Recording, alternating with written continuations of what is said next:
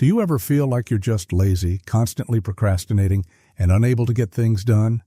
You're not alone. In fact, procrastination affects almost everyone at some point. But here's the truth, it's not laziness. In this video, we'll explore why procrastination happens and how you can use Carl Jung's insights to shift your mindset, take control, and stop sabotaging yourself. As Carl Jung would suggest, procrastination is not a sign of laziness or lack of willpower. Instead, it's rooted in fear and anxiety. Jung believed that we are often running from parts of ourselves that we don't want to face, whether it's fear of failure, fear of judgment, or even fear of success. And this fear, this anxiety, can paralyze us. Jung said, "The greatest and most important problems of life are all inward ones." When we procrastinate, it's not about being lazy, it's about a deeper internal struggle. You may have heard of the amygdala, the part of your brain responsible for the fight, flight, or freeze response. When you procrastinate, what's really happening is your brain is trying to protect you from what it perceives as danger.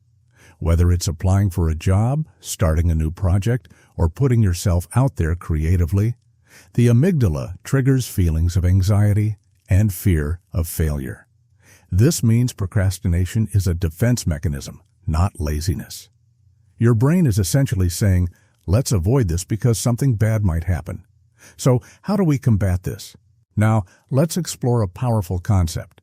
Anxiety and excitement are two sides of the same coin.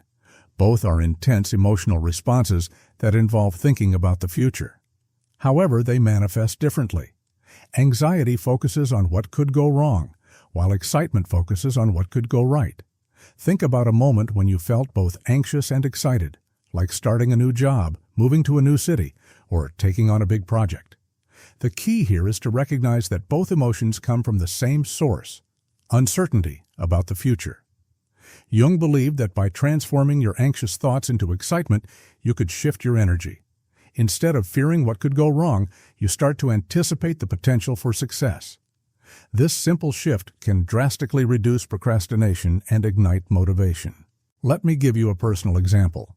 When I first started creating YouTube videos, I was filled with anxiety. I worried about being perfect, getting it right, and the potential for failure. It wasn't until I realized that perfectionism was feeding my procrastination that things started to change. Once I shifted my perspective and focused on excitement, the joy of creating content, the potential for growth, I stopped being paralyzed by fear. The procrastination melted away.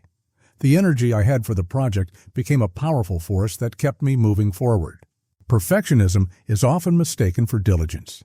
It's easy to think, if I just make this perfect, everything will fall into place.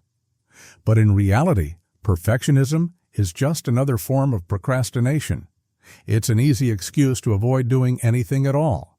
As Carl Jung wisely said, "You are what you do, not what you say you'll do." Perfectionists don't take action because they fear the judgment that comes with imperfection. But the truth is, the more we try to control every detail, the less likely we are to create anything meaningful. What's the antidote to perfectionism? The answer lies in taking action without the fear of failure. Letting go of control allows you to make mistakes, learn, and improve over time. Consider the story from Atomic Habits about a photography professor who divided his students into two groups. One group focused on quantity, taking as many photos as possible, while the other focused on quality, aiming for the perfect shot. At the end of the semester, the quantity group produced better results because they allowed themselves to experiment, fail, and learn. Quality came from doing, not perfectionism. So, how can you use this knowledge to overcome procrastination? First, understand that procrastination is a symptom, not the cause. It's a symptom of fear, perfectionism, and self-doubt. Once you identify this, you can begin to reframe your mindset. Next, focus on the excitement that comes with taking action. Tap into the potential benefits of completing a task and visualize the positive outcomes. Instead of imagining all the things that could go wrong, focus on the possibilities of success. As Carl Jung said, "What you resist persists." When you resist the fear and anxiety, it grows. When you embrace it, acknowledge it, and transform it into excitement, you take away its power. One crucial factor in overcoming procrastination is the people you surround yourself with. Your environment can either support your growth or hinder it.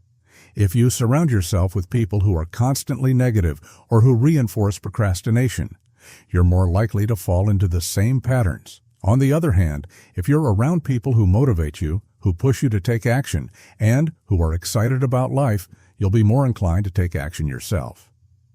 Carl Jung's work on the unconscious mind emphasizes the importance of self-awareness. By understanding your internal conflicts, whether they're rooted in fear, perfectionism, or anxiety, you can begin to transform them. This journey of self-discovery isn't always easy, but by acknowledging these inner struggles, you can take control of your behavior and shift your mindset from one of avoidance to one of action. This is the true power of Jung's teachings, to become conscious of the unconscious and make choices that align with your true self.